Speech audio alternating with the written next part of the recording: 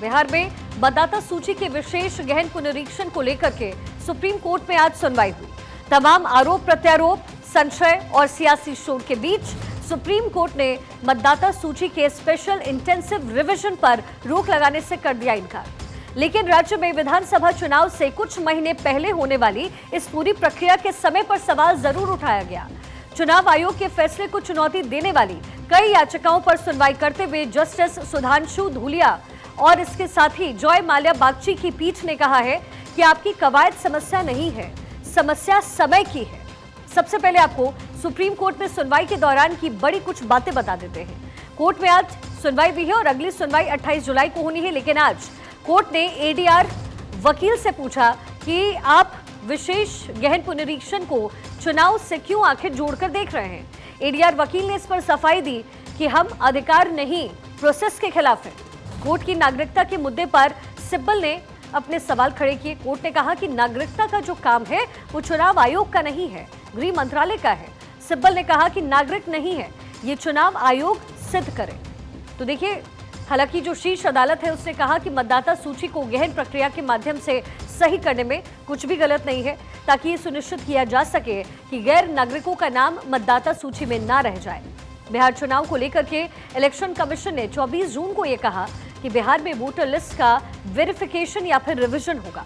चुनाव आयोग का कहना है कि तेजी से शहरीकरण लगातार जो है वो हो रहा है। माइग्रेशन की वजह से युवा वोटर्स का मतदान के लिए पात्र होना और विदेशी अवैध प्रवासियों के नाम का मतदाता सूची में शामिल होना वोटर लिस्ट के रिवीजन के पीछे एक अहम वजह है।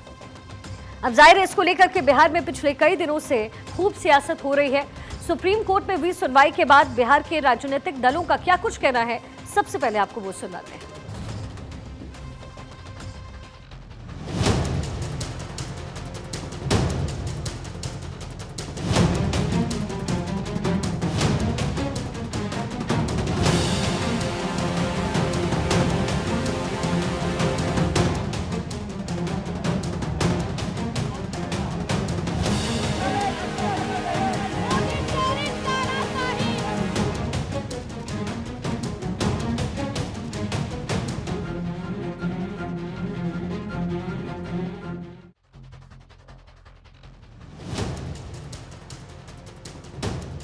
बिहार में हो रहे स्पेशल इंटेंसिव रिवीजन के खिलाफ पूरा विपक्ष सुप्रीम कोर्ट में सुनवाई से एक दिन पहले लाव लश्कर के साथ पटना की सड़कों पर उतरा।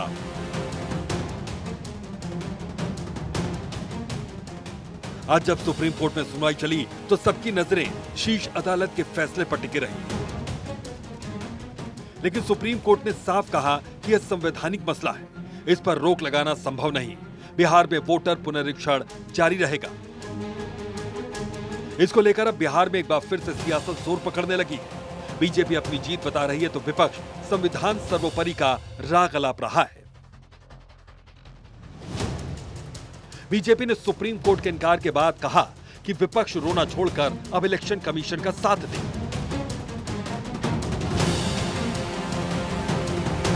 विपक्ष को एक बार फिर से करारा झटका लगा। सुप्रीम कोर्ट ने स्पष्ट निर्देश दिया है कि बिहार में एसआईआर जारी रहेगा, विशेष पुनरीक्षण जारी रहेगा। ये बार बार जो विपक्ष सीधे तौर पे संवैधानिक संस्थाओं पे सवाल उठा देती है, कोई भी हार होती है उसका ठीकरा संवैधानिक संस्थाओं पे फोड़ देती है, इस पे सुप्रीम कोर्ट ने बड़े स्पष्ट और कड़े संदेश दिए हैं। सुप्रीम कोर्ट का जो भी निर्देश है उसका अक्षरतः पालन होगा।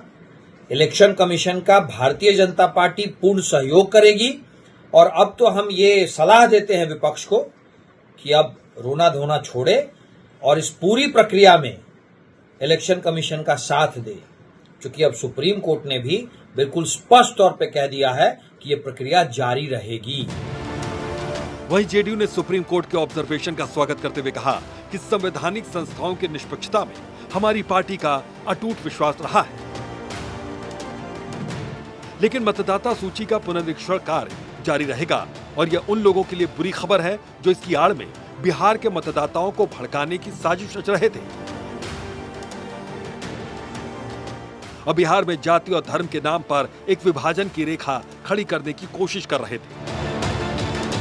देखिए, सर्वोच्च न्यायालय का जो भी इनिशियल ऑब्जर्वेशन है वह स्वागत योग्य है और हमारी पार्टी तो शुरू से ही लोकतंत्र के शुद्धिकरण के लिए उठाए गए प्रत्येक कदम की प्रखर समर्थक रही है और संवैधानिक संस्थाओं की निष्पक्षता में हमारी पार्टी का अटूट विश्वास रहा है। लेकिन बिहार में मतदाता सूची का पुनरीक्षण कार्य जारी रहेगा, यह उन लोगों के लिए एक बुरी खबर है जो इसकी आड़ में बिहार के मतदाताओं को भड़काने की साजिश रच रहे थे और बिहार में जाति और धर्म के आधार पर एक विभाजक रेखा खड़ी करने की कोशिश कर रहे थे। कांग्रेस ने भी सुप्रीम कोर्ट के इस फैसले को सही बताते हुए कहा कि सर्वोच्च न्यायालय में हमारी पार्टी की पूर्ण आस्था और विश्वास। कल राहुल गांधी जी ने कहा था कि संविधान के दायरे में रहकर हम कोई भी काम करेंगे। बिहार के नागरिकों की जीत है, हम बिहार के मतदाताओं के हित की बात कर रहे थे। सुप्रीम कोर्ट ने आज उस पर ठप्पा लगा दिया कि कानून के दायरे में रहकर ही कोई काम होगा, संविधान सर्वोपरि है।